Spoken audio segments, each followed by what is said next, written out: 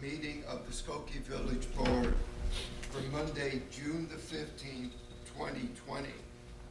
Before we begin the meeting by calling on our village clerk, Pramod Shah, I'd like to read a notice. We've read it at all of our previous meetings, but it bears repeating. Until further notice, meetings of the Skokie Village Board will be held electronically, with the majority of village officials participating via remote access in order to comply with the state of Illinois stay-at-home order. Members of the public who wish to comment as to an item on the published agenda or to comment during public comments should submit their statement or question in writing to the village manager's office, and all properly submitted statements or questions will be presented and read during the relevant portion of the meeting. Written comments may be submitted by email to citizencomments@skokie.org, by mail to the Village of Skokie Manager's Office, 5127 Oakton Street, Skokie 60077, or via the village's drop box located by the public entry to Village Hall. Welcome to everyone who is watching via stream. Welcome to the Village Board. It's now my pleasure to introduce our village clerk, who will lead us in this evening's Pledge of Allegiance. I pledge allegiance to the flag of the United States of America and to the republic for which it stands, one nation, under God, indivisible, with liberty and justice for all. The meeting will come to order, and the clerk will please call the roll.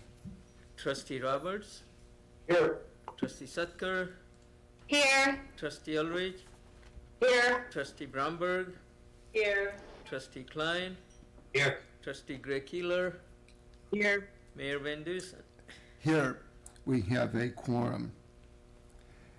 The first item on the agenda is approval of the consent agenda for this evening. Trustee Roberts asked that item C on the village manager's report be lifted. That will be done. And we have one item, two items, three items on the consent agenda. Is there anything else anybody wishes to have removed? If not, a motion is in order. Trustee Klein, seconded by Trustee Bromberg. Would the clerk please call the roll? Trustee Roberts? Aye. Trustee Sutker? Aye. Trustee Ulrich? Aye. Trustee Bromberg? Aye. Trustee Klein? Aye. Trustee Gray Keeler?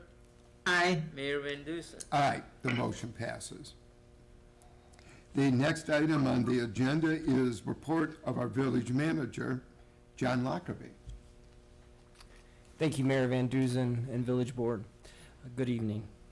Item A is regarding the COVID-19 update. This evening, I've invited Dr. Kennard to provide the most recent information regarding COVID in our community. Dr. Kennard.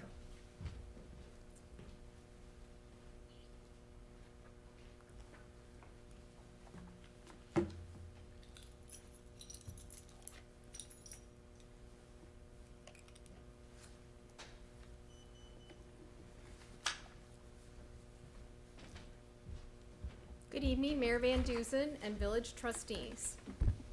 Thank you for inviting me to speak with you tonight regarding the COVID-19 situation in Skokie. This pandemic has been the most challenging experience of its kind that we have had to face and has required an extraordinary response from all members of our community. I'm so grateful for the wide acceptance and adherence there has been in the village to all of the public health measures designed to limit the spread of COVID-19, even though these actions were inconvenient and caused actual hardship. By staying home, practicing social distancing, and wearing cloth face coverings, Together, we have successfully slowed the spread of the virus, reducing illness and saving lives. We have tragically lost 31 people and are extending our deepest condolences to the families of those individuals who were valued and beloved. But without the steps we have taken, the number of illnesses and loss of life would have been much greater. As of today, just over 900 Skokie residents have tested positive for COVID-19, and 115 people have been hospitalized. All ages have become ill with COVID-19, from infants to adults in their 90s. But thanks to our collective action, the number of new cases of COVID-19 has been steadily declining for 3 weeks and is at its lowest level in 3 months, since the beginning of March, actually. The number of people still hospitalized is also at its lowest level. Just 3 people. Well, if you can go back, Nick, sorry, we can focus on that. You can see on this graph here that the number of COVID cases increased dramatically in March when the illness first started to spread in our community, then leveled off thanks to our collective action, as I mentioned. And then beginning about 3 weeks ago, the orange line, which is the 7-day rolling average, you can see has started to decline and really declined quite dramatically. And that's a testament to all the hard work everyone has done across the board in the village. Thanks, Nick. The number of people still hospitalized is also at its lowest level, just 3 people as of today, which is bad enough, but far less than just a few weeks ago when there were as many as 26 Skokie residents in the hospital with COVID-19 on any given day. Circling back to the testing for a minute, the test to diagnose current infection with COVID-19 is the PCR test, which involves a nasal swab to collect a specimen. And then the latest PCR test positivity rate was just 4%, well below the 20% benchmark set by Governor Pritzker's team, and there is sufficient testing capacity in our area to ensure that residents are able to get tested. What a dramatic change that is since early on, just a few months ago when the virus began to spread in our community. The continued improvement in Skokie data reflects the pattern across Illinois, and we're expecting to enter Phase 4 of Governor Pritzker's Restore Illinois plan on Friday, June 26, which is just next week. Although we've not yet received formal guidance from the state, during Phase 4, gatherings of up to 50 people will be allowed, and most businesses will be open with capacity limits and safety guidance, including continued social distancing and wearing face coverings.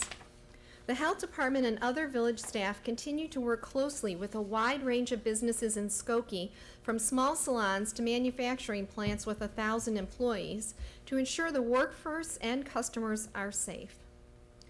The fact that there's adequate testing capacity for COVID-19 is crucial to moving forward to Phase 4. If anyone in Skokie becomes ill with symptoms of COVID-19, you can be tested either by calling the North Shore hotline at 847-432-5849 or by visiting one of the nearby Illinois Department of Public Health testing facilities in Harwood Heights or Rolling Meadows. Testing is free at the IDPH facilities, and you do not need to have an appointment. Information about COVID-19 symptoms to look for, such as sore throat, cough, and shortness of breath, as well as where to get tested, can be found on the Village of Skokie COVID-19 webpage at www.skokie.org.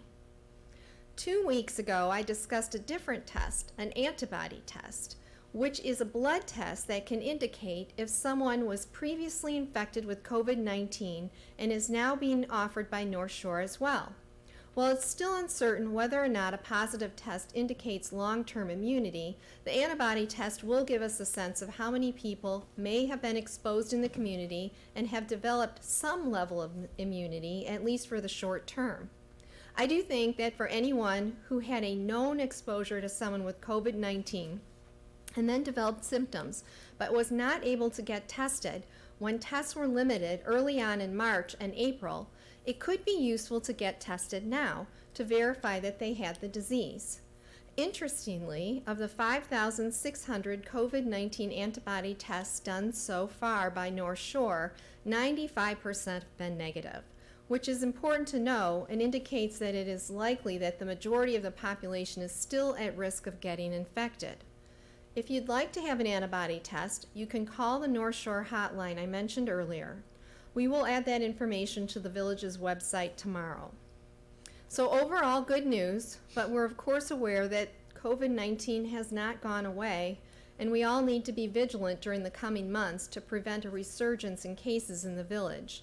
Until we have a vaccine to prevent illness, perhaps by early next year, we need to continue to stay home when we're sick, get tested if we have symptoms, wear face coverings in public, keep at least 6 feet between ourselves and others, and wash our hands.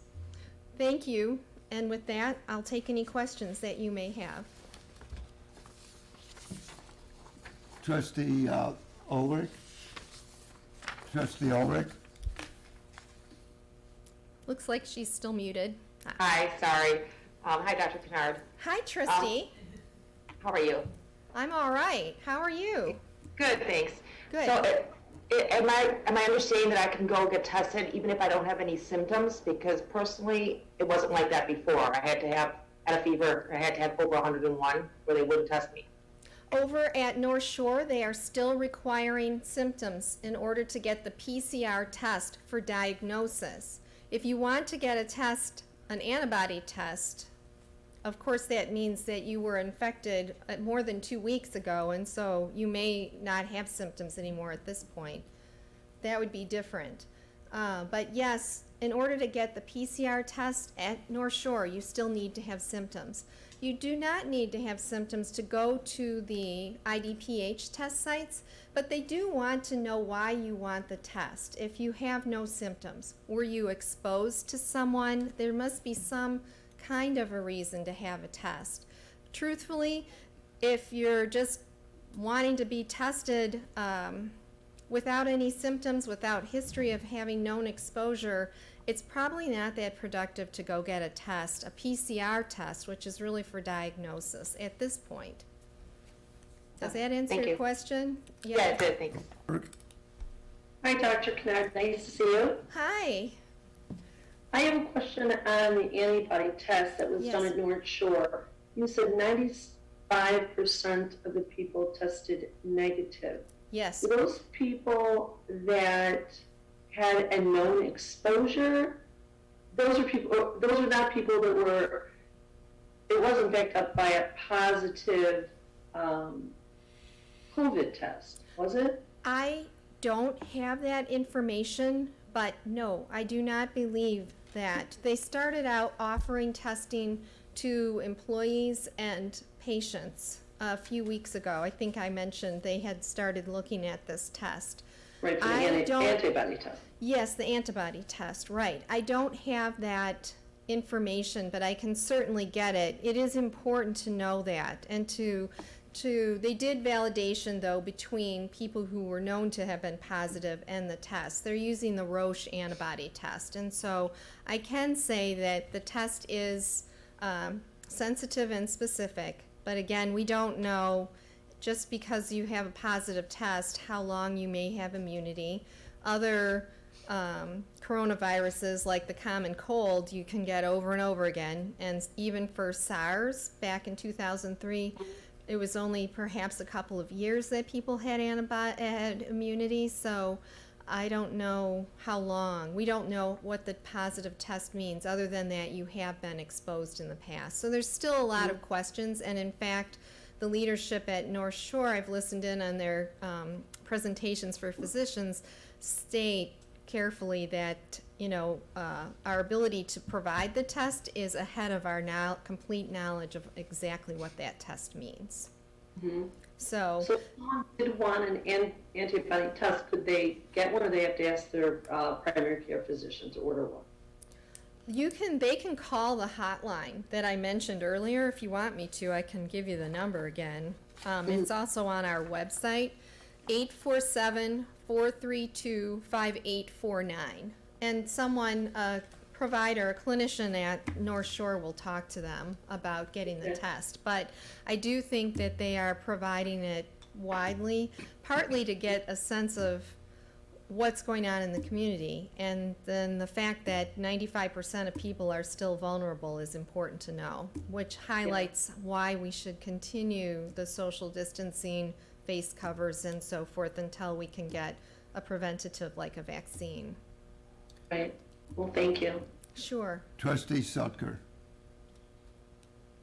So my question is about phase 4 and some of the people that are asking me about going back to work and being indoors. And the question is about ventilation and their fears about being in their business environment, not knowing about the ventilation and the stories about like people in restaurants that were tables away so I don't know if you can enlighten me a little bit about that. You know, we do believe that it's more likely to transmit the virus indoors, which is why even in Village Hall, we're being extremely cautious about not having people within 6 feet of each other. We still don't have evidence that this virus is airborne. Of course, it's only been around for a few months. I cannot say with certainty many things, but we don't think that it travels through the ventilation system at this point. However, you know, that information may change. And we would be happy to talk to anyone, the health department, who works in the village who has concerns about their workplace. So anyone who is concerned about their workplace can contact the village, and I would encourage either to go to the website and fill out there's an online request to fill in for concerns, or you can just call 847-933-8252. We are prepared, and it's the environmental health team that has been working closely with community development to respond to concerns in the workplace. And I have to say the businesses have been very cooperative. I've been really impressed with our businesses in the village because they have demonstrated that they want their employees to be safe and their customers to be safe. Yeah, I mean, I've seen all the precautions in terms of, hand washing and sanitizing but the question is more about how would you know if your workplace ventilation is good or not good, Yeah. Well, So- yeah, I think that's a good question. I do think that anyone who has concerns like that should speak to us directly, and then we can evaluate that particular situation, because I couldn't really speak in general about ventilation across the village, I suppose. But we're happy to investigate each case as we go Thank you. forward. Yeah. Trustee Klein. Hi, Doctor. Hi. Thank hi, you for trustee. everything. Sure. Hi, Thank you. I have one quick question. With these improving numbers, is North Shore still testing at the same rate that they were, let's say, 2 weeks ago, when the numbers were higher? We heard they still have the same capacity. They can do about 1,500 tests per day, but they have been focusing more, we heard from Dave Rahia, on testing preoperatively because they've started doing the more elective surgeries that had been put off for a while. So that's where their testing is. But yes, they can continue. I still have not heard of individuals who were not able to get tested who wanted to be tested. And we have the increased capacity with the IDPH sites, not too far from us, as well as our federally qualified health centers providing testing. So I do think that our ability to get testing in our area is sufficient for our need at this moment. Okay, thank you, Doc. Sure. Trustee Gray Keeler. Hey, Dr. Kennard. Hi. Do you have concerns at this point with our numbers being so good that they're going to be, people will be less cautious and the numbers will go up again? Sure, absolutely. I think that's why we're continuing. The virus is still out there. I think the presentation maybe a month or two ago by Governor Pritzker's modeling team, who were from, again, University of Chicago, Northwestern University, and University of Illinois, was telling, because they said, you know, this outbreak started with a few people, and now there will be hundreds. Right now we have 61 people in isolation who are currently ill in the village, which is significantly fewer than we've had previously. But we are ramping up our contact tracing program, as you know, and are expecting to get a large amount of funds from the state of Illinois to increase our capacity.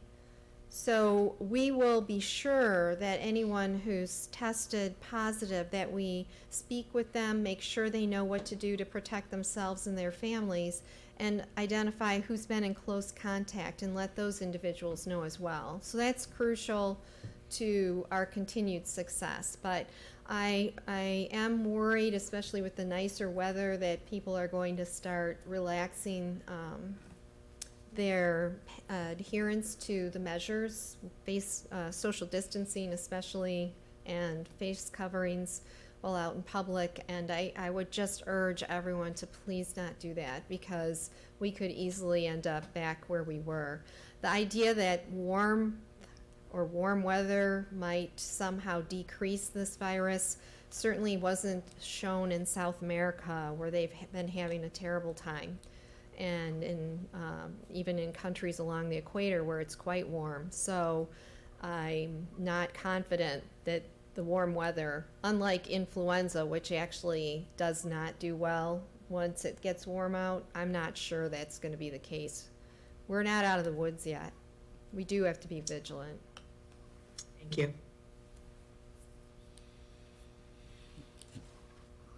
Thank you. Trustee Roberts?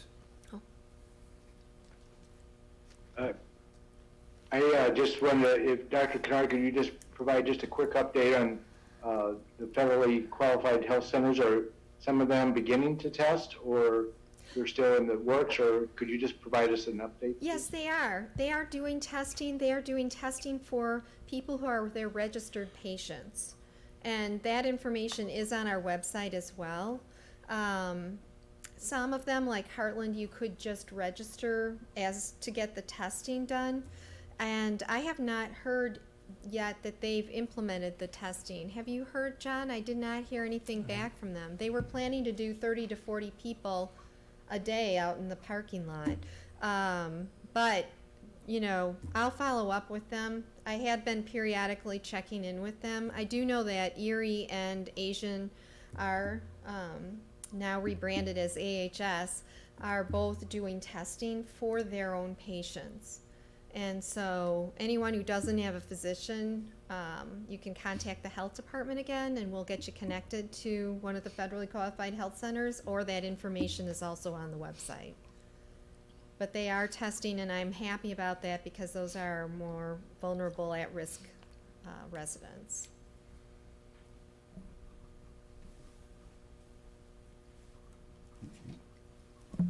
Doctor, thank you for the good news. Sure, thank you. Thank you, everyone, for all of your support once again. You know, it's really a testament to the village leadership that we're at this point. So thanks to John and Nick and all other departments. It's really been a great collaborative effort. Thank you again. Thank you. Thank you. Thank you, Dr. Kennard. Thank you. Item B is regarding a commercial corridor storefront enhancement program. It's for 4249 Main Street. In order to further encourage enhancing the commercial corridors in Skokie, the village created the storefront enhancement program. The program recognizes the need and cost of reinvesting in these properties, and thus offers storefront grant rebates for exterior and interior renovations. The rebate is 60/40 cost share, with the applicant paying 60%. Melina Kelson, owner of Bootleg Batard Incorporated, recently entered into a lease at 4249 Main Street and has applied for funding under this grant program. I'm pleased that Ms. Kelson is available to be with us this evening, and so welcome to you, Ms. Kelson. Thank you. Ms. Kelson is a certified master baker, executive pastry and sous chef, as well as Skokie resident. She founded Bootleg Batard in 2012. She's been working closely with local commercial property owner Larry Radler to develop a neighborhood bakery in the former principal's pub space. Both Ms. Kelson and Mr. Radler believe that this locale, which has been vacant for several years, is an ideal site to further their commitment to invest in the Main Street commercial corridor and provide the surrounding neighborhoods with a homegrown bakery cafe destination spot. The majority of the interior and exterior work to be completed includes interior demolition, concrete upgrade, rough carpentry, structural, masonry, new windows and storefront, exterior and interior doors and framing, HVAC, electrical, plumbing, insulation, drywall plaster, bathroom, painting, panels, suspended ceilings, millwork, and signage, among other eligible costs. Estimates for this extensive work total approximately $255,345. Of that amount, $40,000 is deemed eligible for reimbursement, with an additional $3,000 in architectural fees. The property is eligible for a total village grant of $43,000, which would be transferred to the owner following the completion of all the work, final inspections, and submittal of all required documentation. Leslie Murphy, the village's economic development coordinator, has been working with both Ms. Kelson and the property owner. Board approval for a grant not to exceed $43,000 for this property at 4249 Main Street is respectfully requested. Motion is in order. Trustee Gray Keeler, seconded by Trustee Ulrich. Are there any comments or questions? Trustee Roberts. Hi, Marlena. Hi, Randy. I see your beautiful oven right behind you there. For full disclosure, I'm going to say I'm a very happy customer, and I think it's wonderful what you're doing for our community. Could you please just share us a little bit about your vision for the property and the bakery and what you would envision, and maybe a little bit about maybe your timeline, if there is one? Sure. So our mission is really very much community-based in creating a sharing space for the neighborhood. We are very dedicated to using local, sustainable grains and ingredients, featuring things that are seasonally appropriate, but bringing people together around food. Of course, we are doing this in a socially safe way now, so our messaging has changed, and the way we deliver that and build community is ever shifting, but it's always at the core of the things that we're doing. And as for timeline, we are tracking closer to the end of the year, and hoping that the world becomes a little more level so I don't have to keep shifting my timeline. Yeah, I can appreciate that.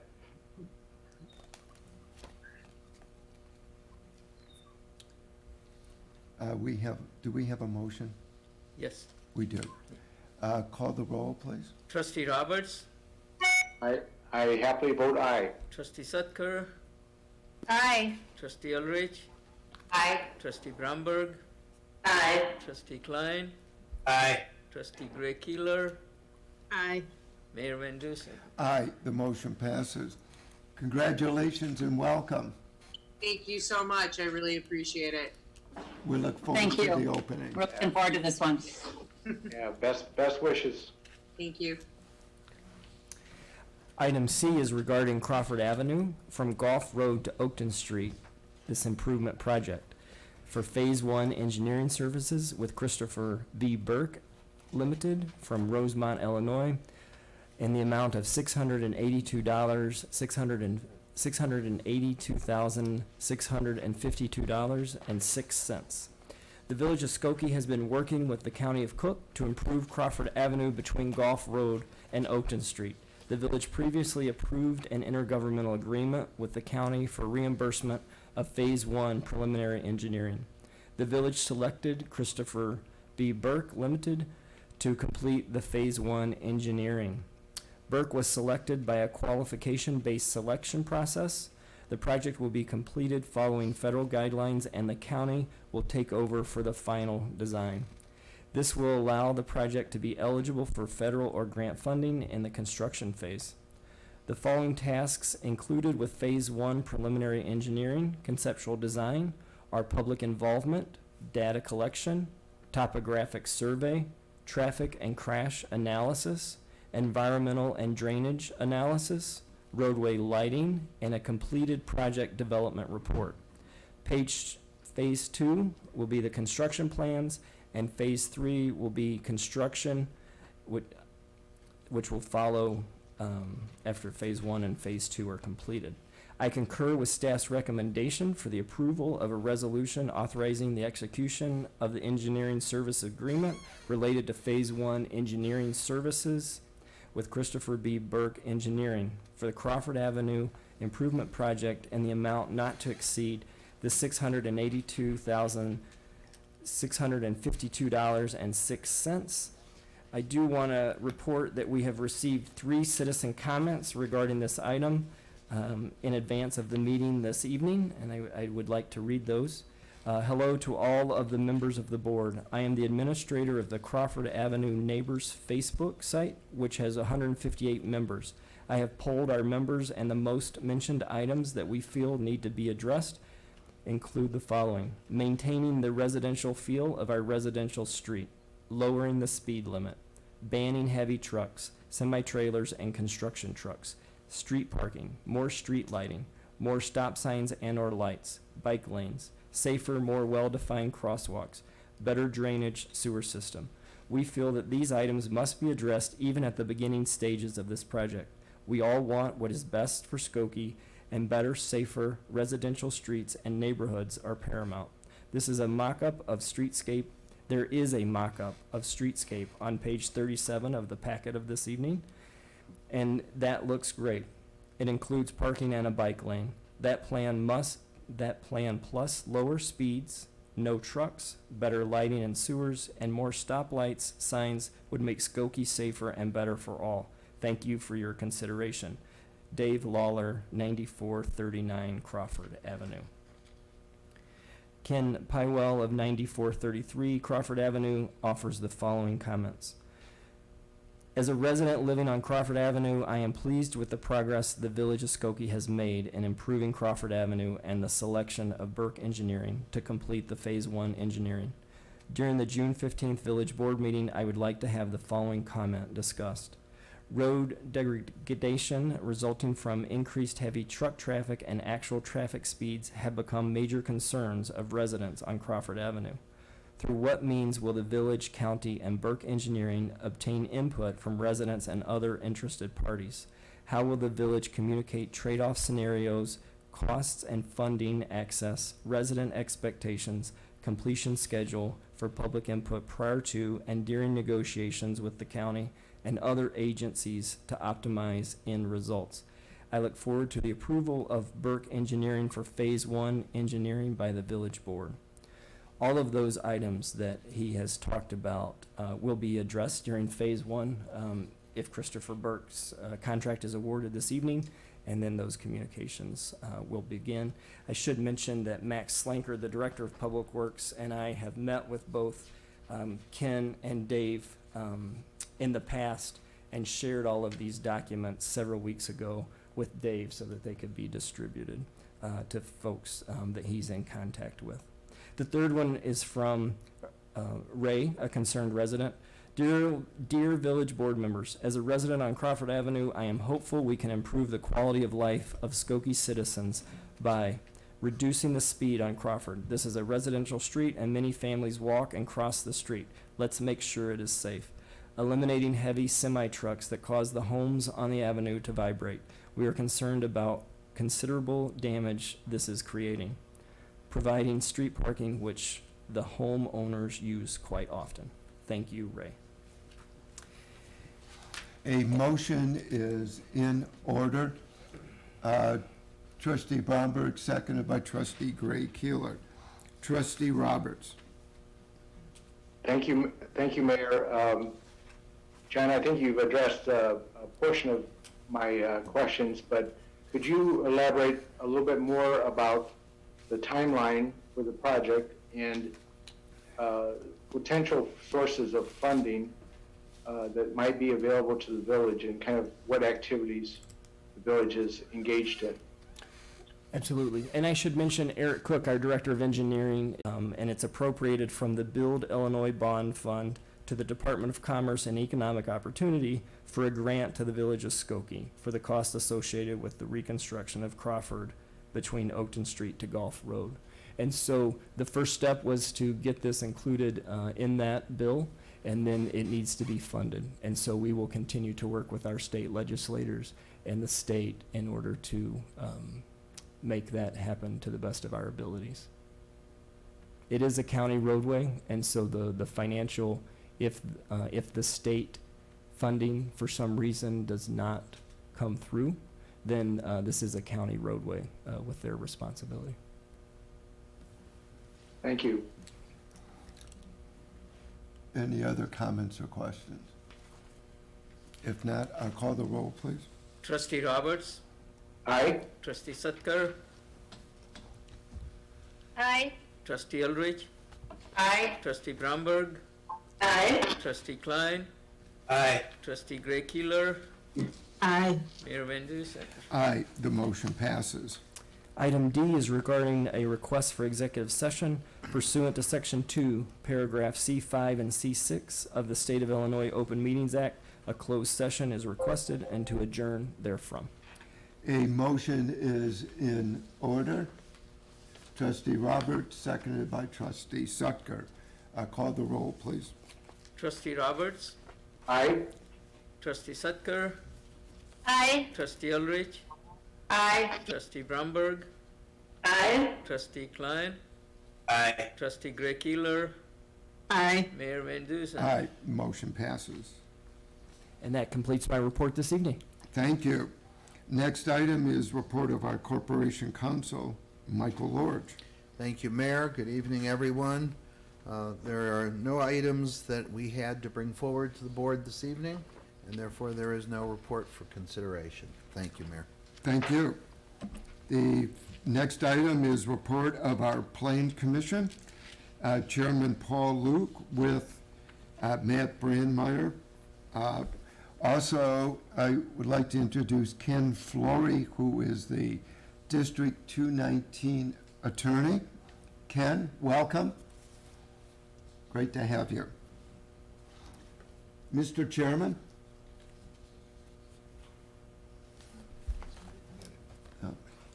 He's Paul, you're going to need to unmute yourself. Okay, how's that? Good. Very good. Good evening, Mayor, members of the board. Tonight, I have case 2020-08P, a special use permit. At the May 21st meeting of the Plan Commission, we reviewed the request of the trustees of schools, Township 41 North, Range 13, east of the 3rd Principal Meridian in Cook County, for a special use permit for school and employees bus transportation at 6001 Oakton Street in an M2 light industry district. School District 219 intends to use the building to store 63 buses. An additional 15 buses will be stored within a fenced lot on the west side of the building. Existing office space within the building will be renovated to provide a break room, meeting room, bathrooms, and offices for transportation staff. A propane fueling station will be constructed within the parking lot to the north of the building. Staff vehicles and ancillary smaller vehicles will park in the lots to the north and east of the building. The buses are currently parked at Niles West and maintained at an off-site location. The new site will include a 5-bay service area for general maintenance of the buses, but major repairs will be performed elsewhere. The petitioner also intends to enhance the site's appearance by installing new landscaping screening along the east side of the parking lot to the east side of the building and removing and replacing all dead trees. 14 bicycle parking spaces will be installed.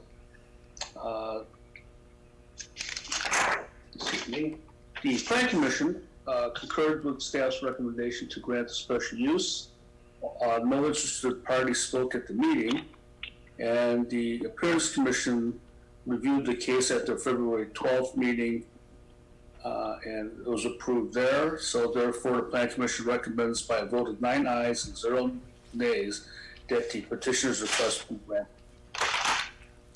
A motion is in order. Trustee Sutker, seconded by Trustee Roberts. Are there any comments or questions? Trustee Roberts. I appreciate the efforts that the school district made to enhance the beauty and the outside appearance. So I understand from reading the report that there will be no bus parking in the front parking lot facing Oakton, right? That would be for employee parking or for other vehicles, but not, the buses are all parked either inside the building or they're parking on the side, which is fenced. Is that? That is correct. Right? That is correct. Yes, that is correct. Yeah, well, I appreciate that. I think that'll certainly enhance the appearance of the property from Oakton, as well as obviously it's going to serve the school district well.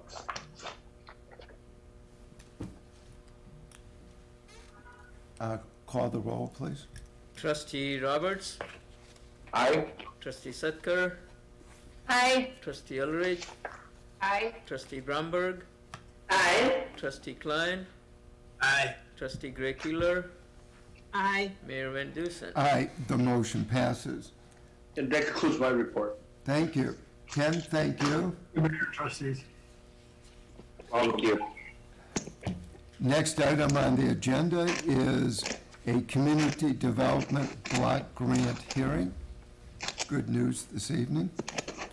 Carrie Haberstich.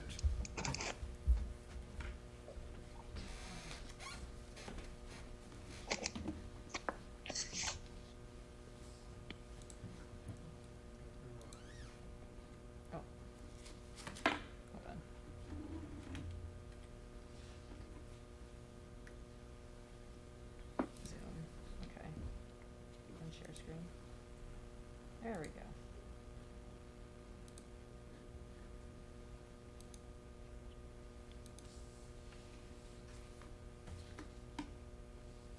All right, we're good. Good evening. Tonight's public hearing is being conducted to obtain any final input to the village's Community Development Block Grant, or CDBG, substantial amendments to its Citizen Participation Plan, a 5-year consolidated plan, and 1-year action plan. And long story short, the consolidated and action plans being amended are the ones that technically ended on April 30th of this year, and not the ones that were approved by the board back in March. This hearing will conclude with the board's formal consideration and anticipated approval of the plan amendments prior to their submittal to the U.S. Department of Housing and Urban Development, or HUD. This hearing was legally advertised in a local newspaper on May 28th, including COVID-19 specific public input parameters and preliminary funding distribution with flexibility. Draft copies of the plans were available to the public on the village's website. As of the start of this hearing, no written comments were submitted by the public, at least to me directly. So we'll do a brief overview of the CARES Act, substantial amendments to the existing plans, and then funding distribution. The HUD's approach to the coronavirus aid CARES Act is to distribute a nationwide total of $2 billion in CDBG CV funding, the CVs for COVID, to prevent, prepare for, and respond to COVID-19. The portion for Skokie is over $360,000, and I'll get more in detail later.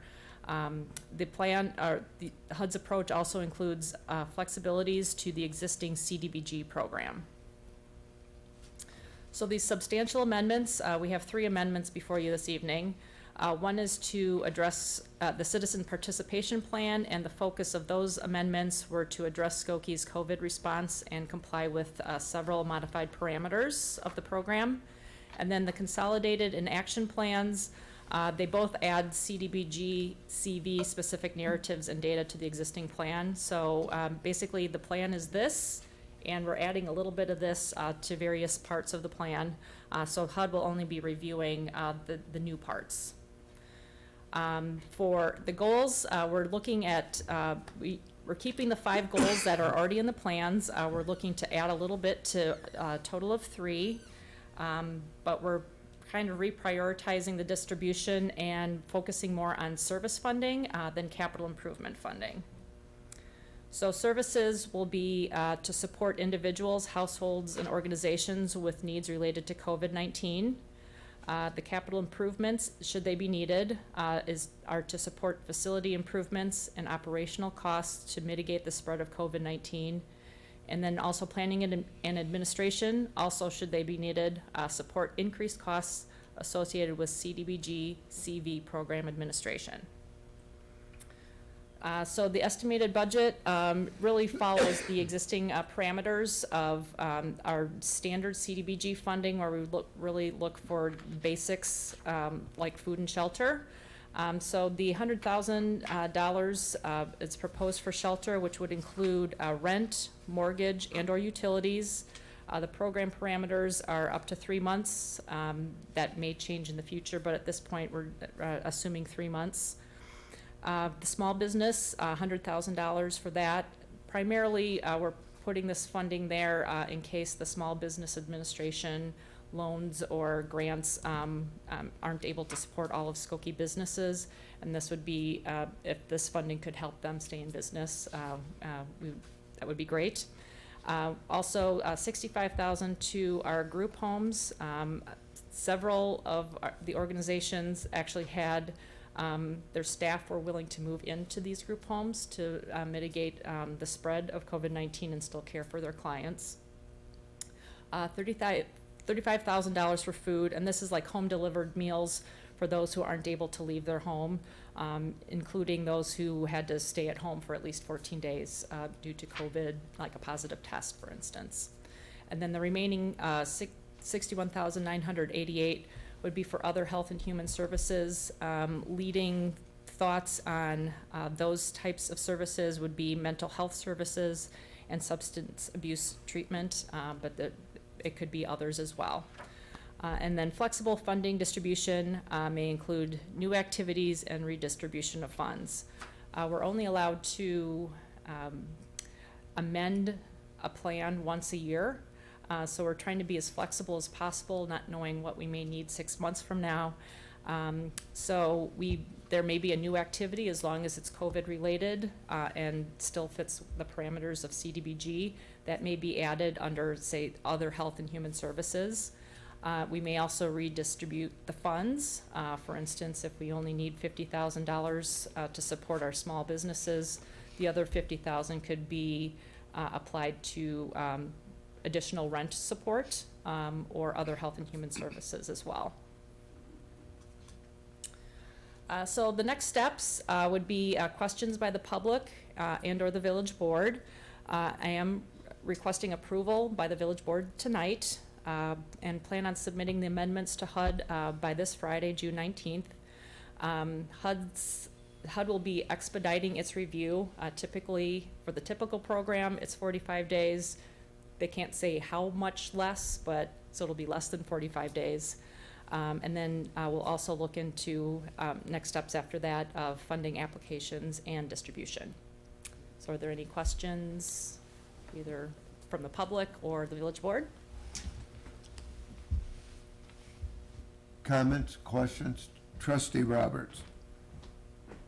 So, Carrie, is this money handled a little bit differently in terms of, it doesn't have to be, I mean, the problem we always deal with every year with our regular hearings is there's a 20% limit on services, and most 80% goes to bricks and mortar.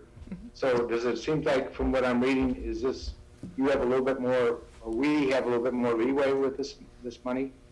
Yes, there is no limit to funding service or public services, so we typically are only allowed to fund 15% of any funding we receive towards public services, but that cap has been waived. So essentially, we could fund 100% public services with these funds. Okay, and so far you've said that you have not had any, and probably not many people know about this, but there's been no public comment so far? I have personally haven't received anything, and I don't think we've received anything from the public. I was just thinking about, well, for example, just one, we've just established this new recovery task force for COVID, and I wonder if some of the people in that task force would have thoughts for us. But I mean, I still think the way you've set it up, it seems like you have flexibility that regardless of ideas that come in, we probably could fit them into one of these categories. Would you think that would be true? We did reach out to our current grantees, so we did get input from them just to, since they kind of understand the program as well, just to understand how to, that helped us formulate the funding distribution.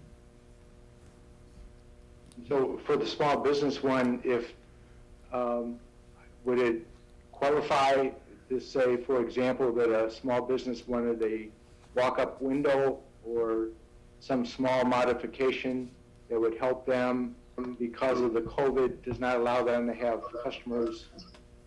Would this type of money be available for that, or would we have other, like, economic development funds for that type of that may be possible. We were looking to kind of support the business owners and their employees who may or may not be either currently employed or underemployed, but we can definitely look into supporting construction type projects, which is why we included that as kind of a line item in our plan, just in case there was a need for non-public service activity.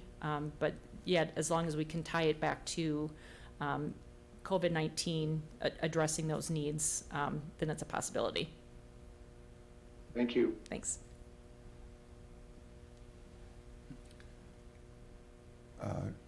We have a motion? No. Okay, we need a motion to approve Trustee Ulrich, seconded by Trustee Gray Keeler. Call the roll, please. Trustee Roberts?